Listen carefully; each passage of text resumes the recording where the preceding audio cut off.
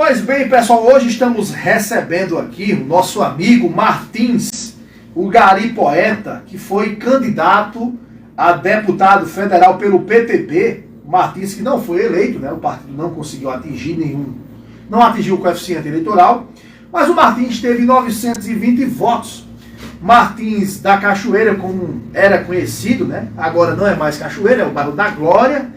Martins está hoje conosco, vamos bater um papo sobre um pouquinho da sua trajetória. Ele também escreveu o livro Versos e Reversos, é um poeta vindo da região periférica da Zona Leste de Campina Grande. Martins, seja muito bem-vindo ao programa Papo Informativo. Bom dia a todos os rádio ouvintes, bom dia a todos aqueles seguidores que estão ouvindo este programa através do aplicativo Radionet e também do Lagar, da Lagar FM, e estamos à vossa disposição. Sou José Martins de Paiva, né?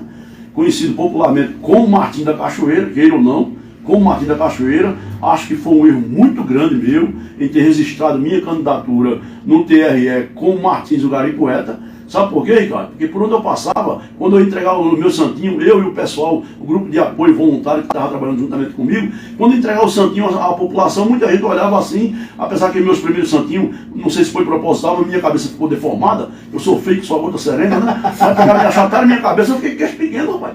Meu queixo ficou miúdo, já chegou por causa disso. Achataram minha cabeça, enlargueceram meu corpo, fiquei parecendo um elefante da cica. Aí o que acontecia? Quando o pessoal ia entregar meu santinho, a população dizia assim: quem é esse? Martins, quem é esse? Aí eu olhava assim, aí dizia assim: é Martins da Cachoeira. Mas isso é Martins da Cachoeira, não. Então outras pessoas que me conheciam no outro santinho que eu mandei fazer, outras pessoas que me conheciam, mas por que Martins, o Gari Poeta, se ele é Martins da Cachoeira? Até em João Pessoa, quando eu cheguei lá, uma jovem me abraçou. O meu sobrinho saiu entregando o santinho. Quando entregou o santinho, eu vim atrás, na parte de trás, estava conversando com o pessoal na loja. Quando entregou o santinho à jovem, aí a jovem olhou assim e disse: Martins, o Gari Poeta? Quem é esse Martins? Ele é da onda? E meu sobrinho é de Campina Grande. Mas é o Gari Martins da Cachoeira, porque está aqui Martins do Gari Poeta. É o Gari Martins da Cachoeira. Aí meu sobrinho disse: olha ele ali. Ela correu, me abraçou. Sou o Martins, eu sou tua fã, rapaz. Por que tu botaste Martins do Gari Poeta se teu nome é Martins da Cachoeira? Todo mundo conhece o Martins da Cachoeira. Então estou à vossa discussão, desculpa fazer essa introdução. Não, mas foi muito boa, né? Oportuno. Martins, o que foi que levou você a se afastar do cenário político? Porque você sempre foi muito participativo na política municipal. Você já foi candidato a vereador em Campina Grande, você era sindicalista, você que é concursado pela Prefeitura de Campina Grande, como um Gari, e assim, sempre participava dos movimentos do Sintab, né? Na época da gestão de Veneziano, também de Cosete e outras figuras públicas aqui do município. Você se afastou da política e agora está regressando. O que foi que levou você a se afastar da política? Para isso aí tem que fazer uma boa retrospectiva, né? O que me levou a me afastar da política, na verdade, foi dois fatores. Primeiro, problema de saúde, e segundo, conspiração política, sacanagem que fizeram com a minha pessoa. O primeiro fator, e também uma tragédia infeliz, que seu pai presenciou quando foi lá, você sabe muito bem do que eu estou falando, foi a morte do meu irmão em 2006. Em 2006, quando o meu irmão morreu queimado em uma sapataria, um incêndio numa sapataria, na rua, na Zona Leste de Campina Grande, próximo ao Hospital Dr. de Grace, cemitério Zé Pinheiro. Na verdade, né, houve um erro muito grande, né, do pessoal que faz o ML. Quando eu fui buscar meu irmão, infelizmente, né, deixaram ele jogado lá no chão e estava aberto lá para colocar aquele conservante. E ali não foi nem tanto a equipe médica, foi um rapaz lá que deixou eu entrar, e quando eu entrei tinha um choque psicológico. Acho que você viu a cena. Vi a cena lá, entendeu? Todo queimado, todo inchado, parecia, me perdeu a expressão, parecia um porco assado, certo? E ali o camarada vê o irmão da pessoa. Não tem mais irmão que é mais chegado, né? Mas eu não todos os irmãos. Mas era mais achegado a minha pessoa.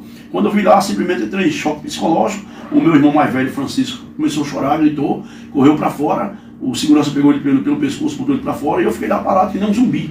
Ali tive um choque psicológico, em vez de procurar fazer um tratamento, fiquei no Pindaíba. Ia para lá, para cá, e de repente comecei a desenvolver ações que não eram do meu comportamento.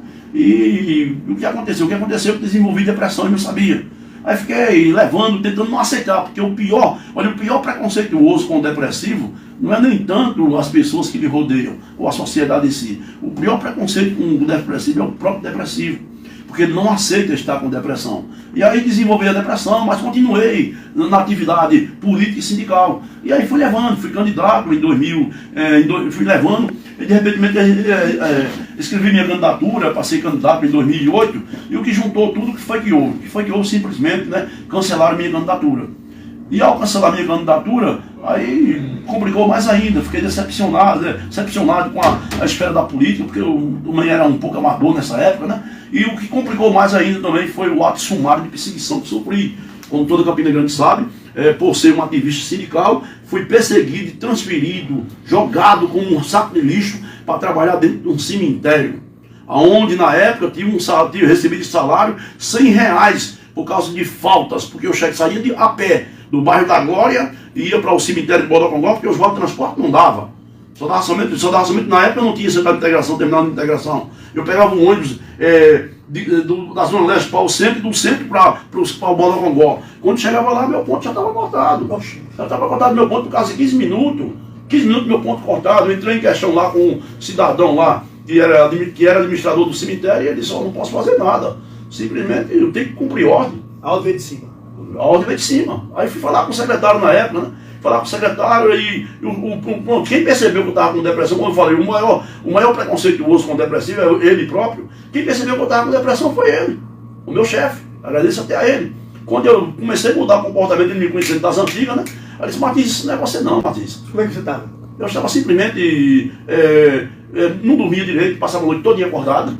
Passava a noite toda acordado, me isolava de todo mundo. Chegava lá no cemitério, me deitava em cima de uma catatumba. A minha sorte é que eu levava livro dentro da minha bolsa, que nem costume andar sempre com uma bolsa de lado. Levava livro e me deitava lá em cima da catatumba, colocava a bolsa debaixo do travesseiro, em cima de um túmulo onde tem um pé de castanhola, bem invocado, me lembro como hoje. Aí me deitava lá, ficava lendo lá a genealogia da moral, o crepúsculo dos ídolos, assim falava Zarastutra. E essas literaturas filosóficas mexem muito com o psique da pessoa. Isso aí ajudou muito também a desenvolver mais ainda a falta de lucidez. E aí desenvolveu a depressão mais ainda, ele percebeu, mandou conversar com o secretário, mandou pedir a licença prêmio, pediu a licença prêmio de 6 meses, que para mim foi bom, mas ao mesmo tempo foi ruim também, porque eu me isolei bastante. Em vez de ele disse: olha, procura, vai tirar uma licença prêmio, procura um tratamento. Mas só com o depressivo ele não aceita que está com depressão. Aí o que aconteceu? Fui pedir a licença, resolvi, saiu rápido, graças a Deus. O secretário, parabéns para ele, não vou dizer o nome dele, mas ele conseguiu resolver rápido, ele percebeu que não era meu comportamento, eu não era aquele monstro que eu estava sendo. Aí me liberou a licença prêmio rapidamente. Aí fiquei em casa, isolado mais ainda. Pior. Porque o depressivo, ele só quer ficar isolado. O depressivo, ele não quer beijo, não quer abraço. O depressivo não quer que alguém chegue para ele e diga que isso é falta de Deus no coração. O depressivo não quer que alguém chegue para ele e diga que isso é safadeza. Como é que é safadeza? O camarada tenta se suicidar 3 vezes. Quem é esse que está com safadeza, que tenta tirar sua própria vida 3 vezes? Ou mais? É safadeza? Safadeza é o preconceito que muita gente tem em atribuir ações infernais na vida da pessoa, dizer que é coisa do diabo. Que coisa do diabo? O próprio profeta Elias, ele entrou em depressão quando Acabe tentou matá-lo. A Bíblia diz que o profeta Elias se escondeu dentro de uma caverna. E ele disse: Senhor, mataram teus 470 profetas que saíram, e só eu restei. Mas Deus ainda foi com ele, mandava os corvos alimentar o profeta Elias. O próprio Jacó, quando forjaram a morte, uma conspiração com os irmãos, forjaram a morte de José, Jacó rasgou as suas vestes, que ali era um símbolo de amaldiçoar a sua própria vida, a existência humana, pela tradição judaica. Jacó rasgou as suas próprias vestes e disse: a quem me dera eu estar nas profundezas do inferno, no lugar onde está meu filho. Aí é uma questão de interpretação da palavra, eu não vou entrar num assunto teológico, entendeu? Está nas profundezas do inferno ou está dentro da sepultura onde está meu filho. Então, se Jacó entrou em depressão, se o próprio Judas Iscariotes entrou em depressão e tirou sua própria vida, então depressão não é safadeza. Depressão é uma doença que precisa ser tratada, e o depressivo precisa ser amado e respeitado, e não ser tratado como um demoniado, como uma pessoa que está com safadeza. Então desenvolvi a depressão, quando ele me liberou a licença, fiquei isolado dentro de casa, e aí desenvolveu mais ainda, porque quanto mais isolamento, mais desenvolve mais ainda. Eu tive uma melhora um pouco de melhora, quando o meu sobrinho me vendeu um pitbull deficiente, paralítico de 2 pernas. Ele andava se arrastando. Ele era inimigo do meu filho Cleito, né? O pitbull. Era inimigo do meu filho Cleito. Aí o que aconteceu? O pitbull, eu pegava um colchão, me deitava lá no quintal lá de casa. Botava lá o colchão, ficava deitado lá debaixo do pé de árvore, fiquei lá da janela de casa. E ali não queria conversa com ninguém, com meus filhos, com minha ex-esposa, com minha mãe. Minha mãe me dava um cheiro, é como se ela estivesse tentando cortar meu pescoço. Eu ficava ali com raiva, porque só existe na cabeça dela só isso. Ódio de quem vinha me acariciar, ódio de quem vinha me aconselhar. Porque se você não se autoajudar, infelizmente não tem como escapar. Mas resumindo, o Pitbull me ajudou bastante, porque eu meti um cacete nele, agressivamente, e o Pitbull chegava e vinha beber minhas lágrimas quando eu estava chorando, não sei de quê. O Pitbull bebia minhas lágrimas, e eu comecei a sorrir, e caralho, enquanto mais eu bato desse infeliz, mas ele vem beber minhas lágrimas, porque o depressivo ele fica sem lucidez natural. E aí me ajudou mais a ter motivação. Mas aí fiz tratamento de psiquiátrico, tomei bastante remédio danoso, que em vez de melhorar para mim, estava me fazendo ficar louco. E aí me afastei, decepcionado com a política, também por causa de problema de saúde e a perseguição sumária. Passei mais de 10 anos, ou de 8 a 10 anos, quase vegetando com depressão. Um médico me fazia eu de cobaia, essa é a realidade, porque infelizmente a psiquiatria no Brasil precisa ser modificada. Porque muitos psiquiatras não tratam o paciente, não tratam o doente como paciente. Tratam o doente como cliente. Faz um clientelismo miserável. Dopa você como se estivesse dopando um leão feroz. Trata você como se você fosse um louco. O depressivo não é louco. O depressivo está apenas com uma deficiência mental por causa de formação hormonal da serotonina. Então a ausência da serotonina faz o camarada perder o humor. Certo? Desenvolve o quê? Desenvolve o toque. Desenvolve transtorno obsessivo compulsivo, certo? Que é o toque, desenvolve síndrome de pânico e leve esquizofrenia. Você fica vendo um bicho dentro de casa, fica ouvindo voz do além. Tudo isso aí eu passei. Mas era normal? Não. Era o desenvolvimento da depressão, a evolução da depressão. E também dos medicamentos que geram lucidez. Os medicamentos, em vez de curar, faz colocar o camarada como mais dependente. Mais dependente. Então me livrei disso aí. Aí o que você perguntou, o que me levou a me afastar da política? Foi isso aí. Me afastei da política, não só da política, me afastei do curso de direito que fazia. Abandonei a faculdade. Deixei para lá, porque não tinha nada. Eu não li nem a literatura, aquela literatura evangélica. Nem a literatura. Nem sequer um endereço para uma casa, meu nome mesmo. Desaprendeu a repreendendo a assinar meu nome. Certo? Hoje, graças a Deus, eu voltei a assinar meu nome. Até meu nome eu esqueci de assinar. Tudo isso aí, passei uma vida de inferno. Fui jogado dentro de um poço de lama. Mas na verdade, graças a Deus, hoje eu estou de volta. Estou de volta. Em 2021, consegui me recuperar. Infelizmente, a depressão acabou com o meu casamento, porque essa onda, que até que a morte nos separe, cai em depressão, que você vai ver se é verdade. Cai numa doença, pega um câncer, e você vai ver que é verdade. Fique em cima de uma cama, vegetando, e você vai ver que é verdade ou não. Porque, na verdade, como disse Friedrich Nietzsche, o amor é uma troca de, uma troca de convivência. Uma troca de convivência, uma troca de afeto. Senão, eu busco no outro o que falta em mim. Então, o amor é isso aí. Na hora do pega para capar, infelizmente, acabou com o meu casamento, mas não é o fator fundamental discutir isso aí, isso é questão pessoal. Acabou com o meu casamento, mas na verdade hoje eu estou de volta. Voltei depois de 12 anos afastado da política. Depois de 12 anos afastado da política, porque cancelaram a minha candidatura. Fizeram um jogo sujo com minha pessoa. Como é que um oficial de justiça, Ricardo, você vamos dizer, que faz parte da área do direito, como é que um oficial de justiça sai de dentro de um fórum, sai de dentro do setor jurídico, meu irmão, com um despacho judicial, e em vez de entregar a você que é um intimado, vai entregar a não sei quem, a outro. Infelizmente, a intimação que me dava, que me notificava para apresentar o protocolo, tem lá no TRE. O número de protocolo da prestação de conta da campanha em 2006. O número de protocolo tem lá no TRE. Para que pedir se tem lá? A ação burocrata podia desenvolver. Tu fosse candidato no ano que teu irmão morreu. Fui candidato no ano que meu irmão morreu. No caso, foi uma campanha ali que foi estadual, né? Foi como eu falei, foi estadual. Foi justamente isso aí que segurou a minha depressão, a desenvolver. Vamos dizer, a vivência, a atividade sindical e política não atrofiou o desenvolvimento da depressão.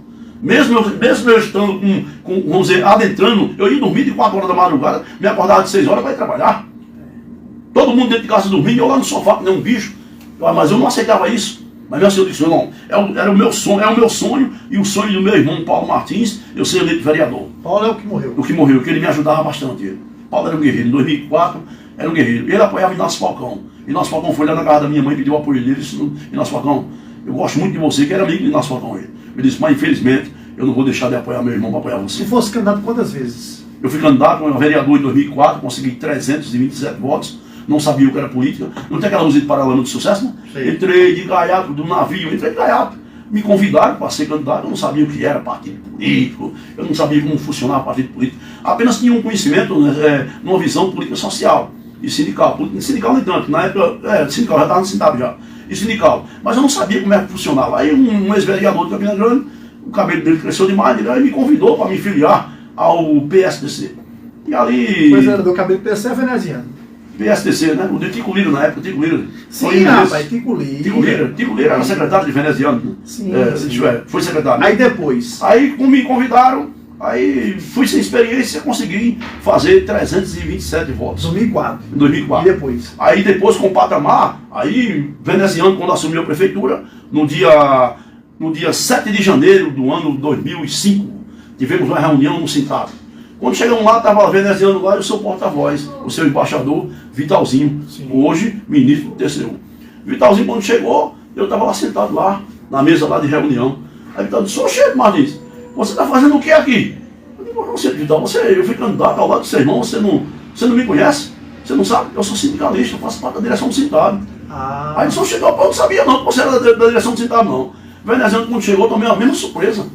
O secretário de Finanças na época, eu estou esquecido, Constantino, parece que isso aí, chegou lá também, a mesma surpresa também. Aí quando chegaram, vieram com uma proposta de parcelar os nossos salários atrasados, que o Cosette deixou, nós íamos parcelar em 15 vezes. Até parece que queria fazer um jogo de marketing, né? O número 15 para candidato a prefeito, e o número 15 ia parcelando de 15 vezes, né? Um jogo de marketing. Aí quando chegou lá, a maioria dos sindicalistas do dia queria, entendeu? Rolar a baiana lá, ficar pianinho. Eu disse: "Não, ninguém trabalhou parcelado, não. Nós trabalhamos todos os dias, nós temos que receber nosso salário vigente." "Mas não é mesmo, não foi eu que deixei", falou o veneziano. "Foi a ex-prefeito Cosette Barbosa." Eu digo: "Desde quando nós somos funcionários seus? Nós somos funcionários da prefeitura, da sociedade. Quem paga o nosso salário quem paga o nosso salário e o seu, quem paga o seu é apenas um gerenciador. Quem paga o nosso salário e o seu é a sociedade campinense." Aí foi aí onde rompeu. Você e Veneziano rompeu, porque o Veneziano achou que você fosse aliado dele. Eu ia ser um capacho dele, um bajulador, e em vez de defender a categoria que me elegeu como líder sindical, ia defender o prefeito que eu votei nele, que eu votei em veneziano, como todo mundo sabe. Então, eu votei em veneziano, pedi voto para veneziano, certo? Então ele, vamos dizer, misturou as coisas. Eu, como sindicalista, tenho que me importar como sindicalista.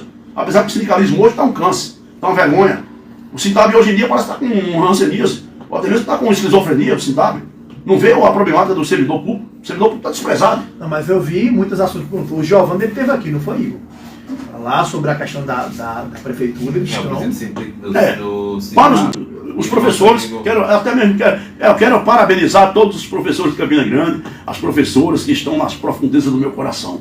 No ventrículo esquerdo do meu coração, os professores fazem parte, sabe por quê? Se você não tiver um professor no ventrículo esquerdo do seu coração, simplesmente o seu cérebro não funciona bem, porque você não desenvolve o conhecimento. Mesmo que o seu professor seja seu pai e sua mãe. Porque a minha maior professora foi minha mãe, Floripa Martins. Floripa Martins. Ela que me ensinou o caminho das letras. Ela que abriu a porta para a alfabetização do caminho da letra. Mas, para terminar, finalizar, o que aconteceu? O veneziano, o Vitalzinho, eles queriam que eu aceitasse a proposta de 15 vezes. E sempre lançava: "Martins, já como você não quer aceitar, lance aí a sua contraproposta." Eu digo: não tem como aceitar, não, pago de uma vez. Mas não tem dinheiro. Eu peguei lá os balancetes lá do FPM que entrou e disse: "Olha, no dia 30 aqui entrou tanto aqui, ó. Dia 30 de dezembro de 2004 entrou tanto. Por que é que Cosette não executou esse pagamento? Se entrou tanto. Dava para pagar a folha, ainda sobrava. Não, isso aí é quem tem que responder é ela. Vamos abrir a caixa preta, que ele até propagou na imprensa, né? E abrir a caixa preta da administração pública de Cosette Barbosa. Até agora ele não abriu nem um caixote. Não é uma caixa de fósforo. Agora não tem mais como. Não mais. No ano do seu governo, de 8 anos, não abriu uma caixa de fósforo para revelar o que chamavam-se aí de corrupção no governo de Cosette. Nem uma caixa de fósforo abriu do governo de Cosette. Cosette tem essa também que teve uns problemas, né, psíquicos também. Justamente. E reapareceu na cena sábado, né? Pô, e estava no evento de João Azevedo sábado. Falar dela, tem até lembrado, estava com a foto de Lula lá, né? Voltando de novo. Pronto, Cosette também pode ser uma remanescente aí desse seu tempo, voltando à política, né? E tem. Digo? Oi. Martins, prazer imenso receber você aqui. Beleza. Como é que você avalia hoje como um servidor público, né? Você está afastado, aposentado? Não, estou na Não, estou nativo. Você vai aposentar daqui a 4 anos. Você como servidor público, como é que você avalia essa gestão, desde Romero até chegar em Bruno, de ações, serviços prestados à comunidade campinense e além do tratamento ao servidor público? Como é que você vê dos dois lados, como um agente político? Não, e a avaliação da gestão.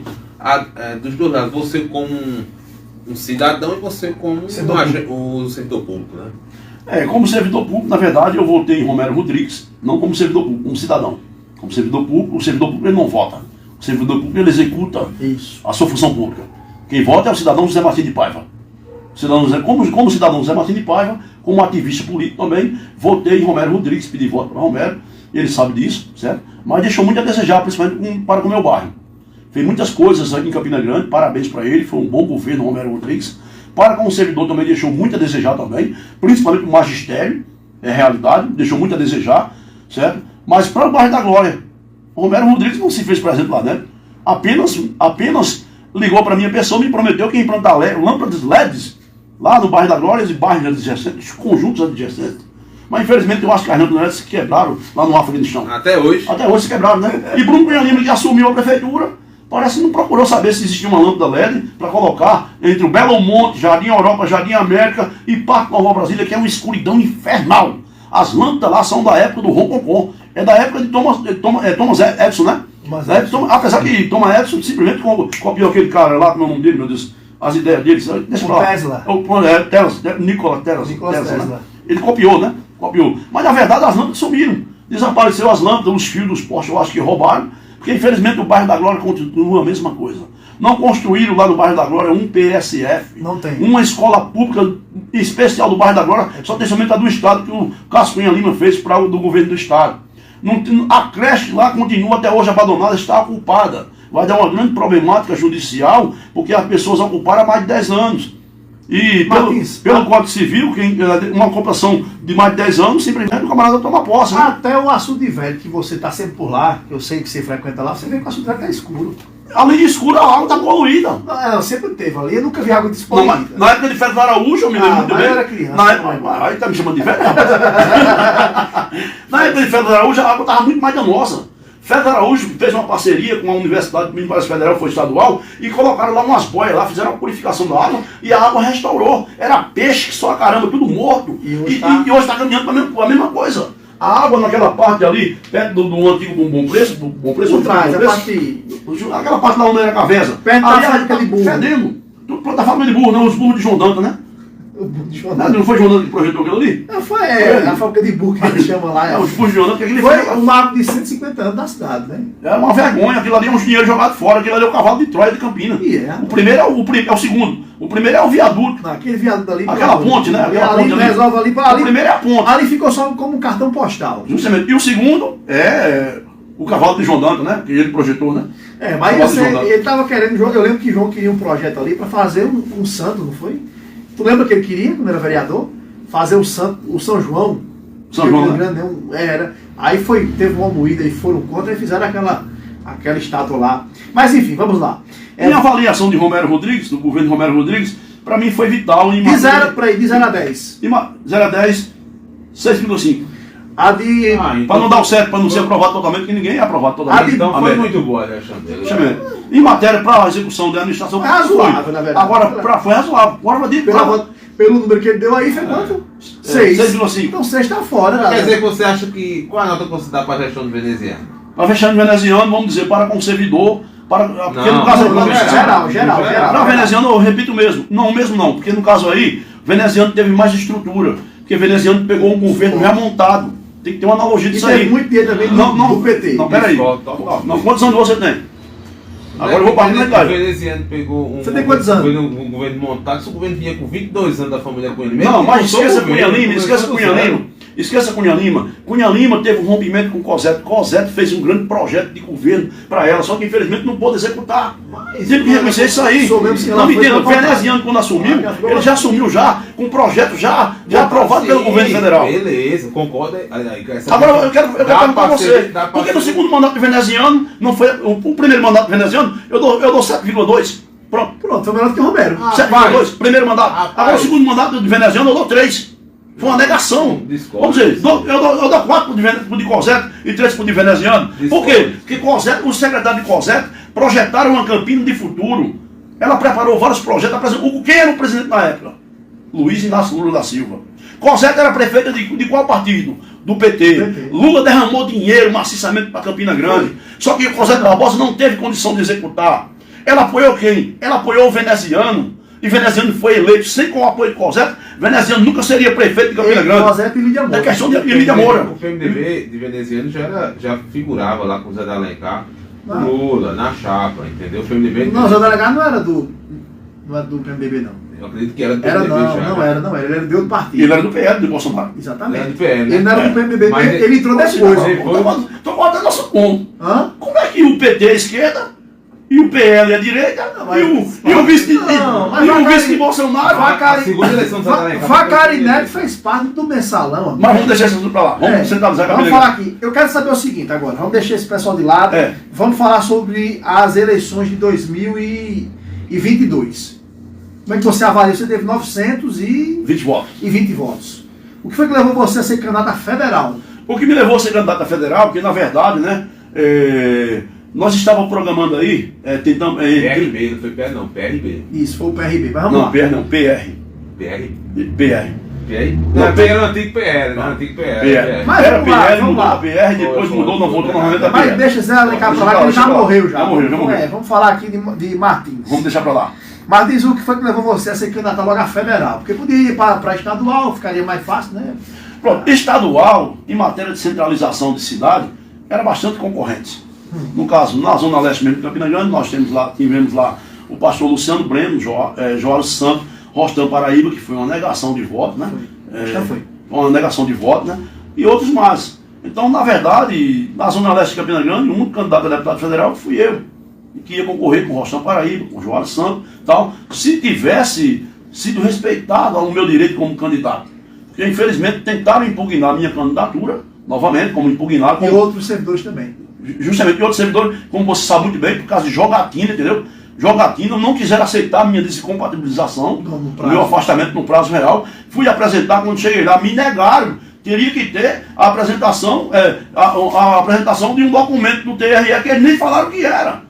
Me fizeram sair de Uber lá para o fórum eleitoral. Quando cheguei lá, simplesmente a moça lá disse, não tem nenhum documento a apresentar. Vá lá, se não quiser aceitar, chama a polícia. Como eu falei para você no WhatsApp. Mas deixando isso aí para lá. O que me levou a ser deputado federal foi justamente isso aí. Em questão de ideia também, em questão também de marketing de discurso também. Porque para deputado federal, além de ter grandes concorrentes na Zona Leste, o discurso seria muito centralizado em Campina Grande.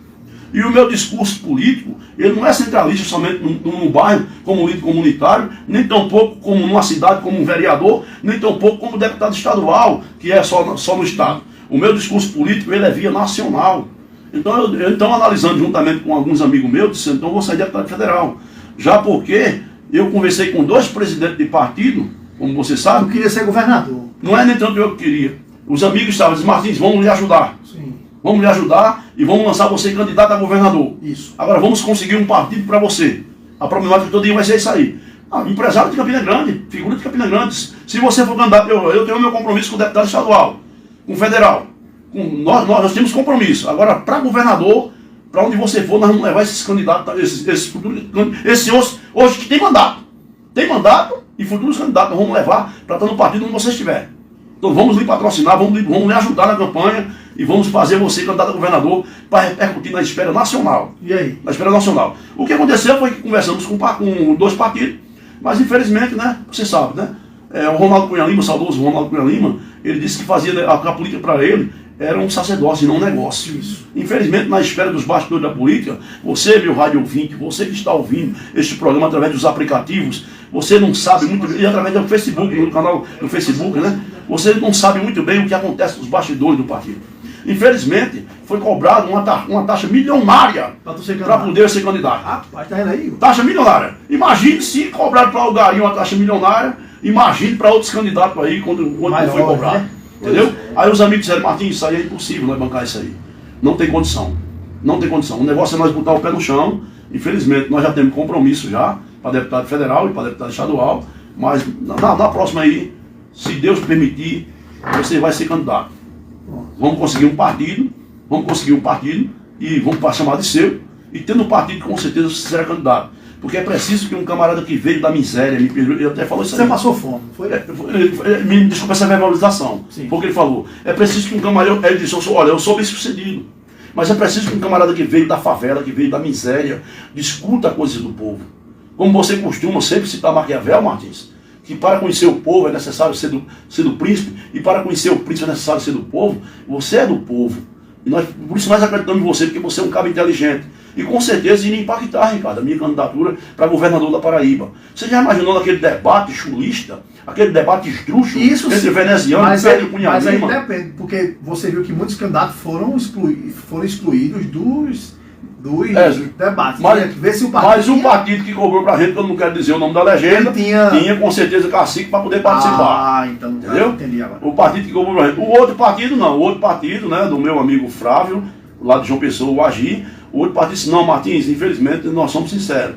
Eu tinha o Agi tá com o Jorge Azevedo. Eu tinha muita vontade. Não, ele foi sincero. Ele foi sincero, ele disse, olha, infelizmente eu sou sincero. Eu tenho muita vontade, tinha muita vontade de lançar você. Ele captou a ideia. E você pode ser até candidato a prefeito em Campina, né? Isso aí vamos conversar daqui a pouco. Aí o que aconteceu? Ele captou a ideia, captou os ideais. Ele disse, mas infelizmente, na política, apesar de muita gente não honra com a palavra, mas eu honro com a palavra dada. Eu estou com o João Azevedo, certo? E vou continuar com o João Azevedo. Se tivesse procurado um ano antes, nós poderíamos ter conversado isso aí. Pronto. Mas agora, infelizmente, não dá. Então, Martins, para o futuro, você vislumbra disputar a prefeitura de Campina Grande? Em questão, a campanha passou agora, né? Saí candidato a deputado federal, né? As minhas bandeiras só veio bandeiras de Santinho só veio ser liberado 9 dias da campanha, certo? Fiz muita campanha através da internet. Foi liberado no início, mais ou menos uns 15 dias depois que resolveu o problema da minha impugnação. Foi liberado 20 mil santinhos, onde deformaram minha cabeça, certo? Me deixaram parecendo um rinoceronte, um hipopótamo. Eu já sou feio já, meu irmão. Eu já sou feio já. Até minha filha disse, não, pai, você, porque tu sabe, né? Muitas pessoas que acham a pessoa bonita mesmo de verdade é a filha, a mãe e a esposa, né? Aí minha filha disse, não, pai, o senhor é bonito, pai, mas o senhor está uma desgraça.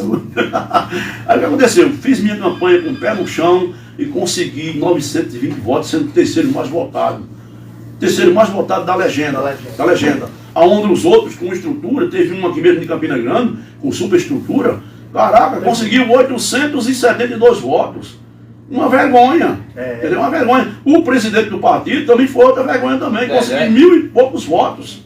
E é vice-prefeito. Tu teve mais votos do que Walter Brito Neto. Walter Brito Neto? Caraca, eu sabia, eu nem vi quantos votos o Walter Brito teve. Teve uns 500 votos. Só isso? 500 e poucos votos. Filho de um grande magnata, empresário. Ele também.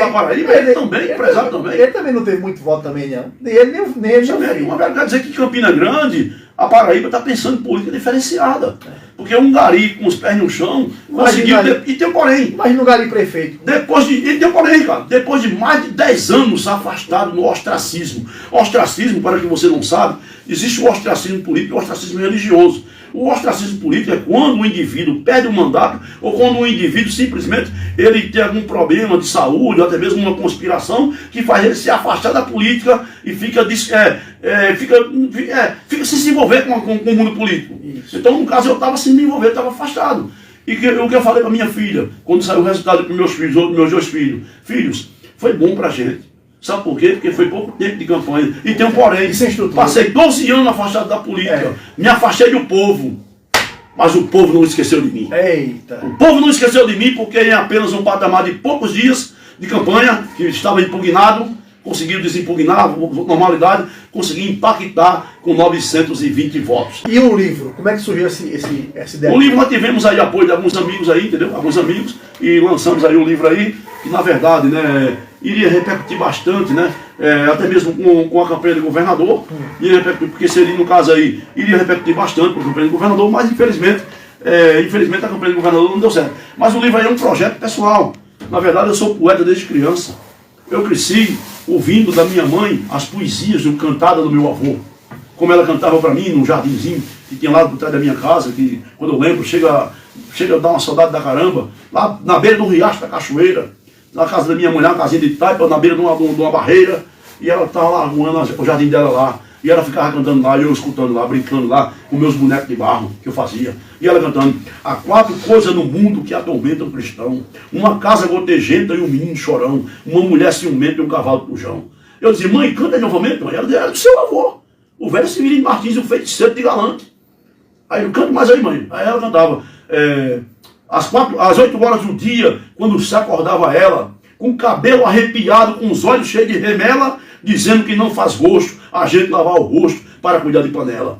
Ela cantava isso aí, rapaz, eu começava a adaptar na cabeça, porque eu, criança, mais ou menos 7, 8 anos de idade, eu tenho uma memória boa, entendeu? Uma memória boa, e comecei a lembrar, comecei a memorizar. Aí, graças a Deus, vamos dizer, hereditária, a poesia também hereditária, desenvolveu do meu avô para mim, e aí eu fazia minhas poesias, eu era analfabeto, rapaz, não sabia escrever, fazia cada poesia interessante, entendeu? Quando adolescente, mas infelizmente não sabia escrever, com meus 12 anos, 13 anos, não sabia escrever. Aí o que aconteceu? Os testemunhos de Jeová foram na casa da minha mãe, evangelizar ela, e ali apresentaram a ela um processo de educação, vamos dizer, de alfabetização. Minha mãe sabia ler um pouquinho.